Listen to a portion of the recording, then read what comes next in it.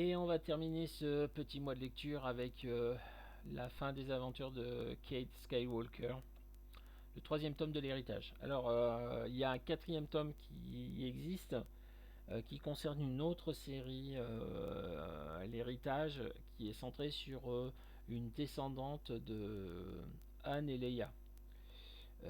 Mais qui aurait qu'un rapport périphérique avec ce qui s'est passé dans ces trois albums-là. Donc ces trois albums-là font vraiment une histoire complète. J'ai adoré. J'ai adoré. J'étais enthousiasmé à l'idée de l'avoir, ce troisième tome, de lire enfin la suite et malheureusement la fin de Kate Skywalker. J'ai un regret, j'en aurais voulu plus. J'en aurais voulu encore plus. J'ai une petite critique à faire aussi. Je pense que le scénariste, donc John Ostrander, dont le nom m'échappait un instant, bien évidemment. Trichons, regardons ce qui se passe dans les crédits. Donc John Ostrander, je pense qu'il savait que la série allait s'arrêter au numéro 50 et avoir une conclusion en 6 épisodes derrière. Parce que je trouve qu'à partir des épisodes 46-47, ça rush quand même pas mal l'histoire, quoi. Autant c'était hyper appréciable jusque-là de voir que les événements prennent leur temps, se mettent en place, autant là ça se dirige à marche forcée vers ce qui se passe dans l'épisode 50 et dans la mini-série de 6 épisodes qui va avec.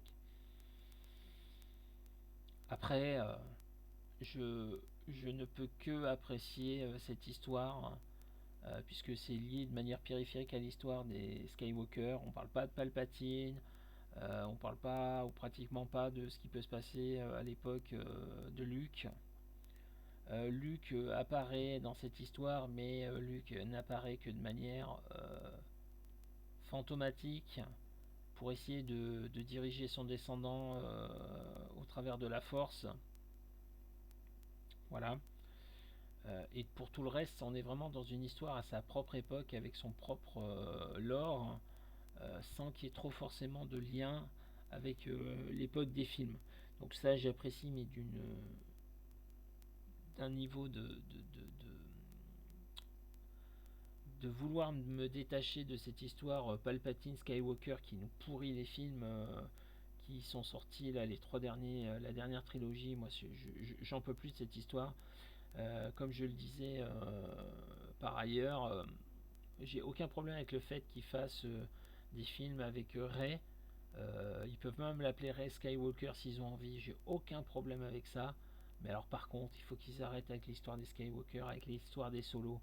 Euh, Ils l'ont prouvé avec Mandalorian, ils l'ont prouvé avec d'autres choses dans l'univers Star Wars. Ils peuvent faire des trucs en dehors de cette maudite relation entre les Palpatine, les Skywalker, l'Empire, la Rébellion et tout ça. Il y a tellement d'autres choses. Juste pour ça, j'apprécie tellement cette série du Mandalorian sur Disney+. Le fait de mais pratiquement pas parler des Skywalker et des Palpatine, c'est vraiment trop bien pour ça, quoi. Euh, Qu'est-ce que je peux en dire? Bon, c'est la conclusion de toutes les choses. C'est vraiment très bien dessiné. Voilà. Alors après, il faut apprécier le style de Jen Ursema. Moi, j'aime bien. Franchement, j'aime bien. Voilà.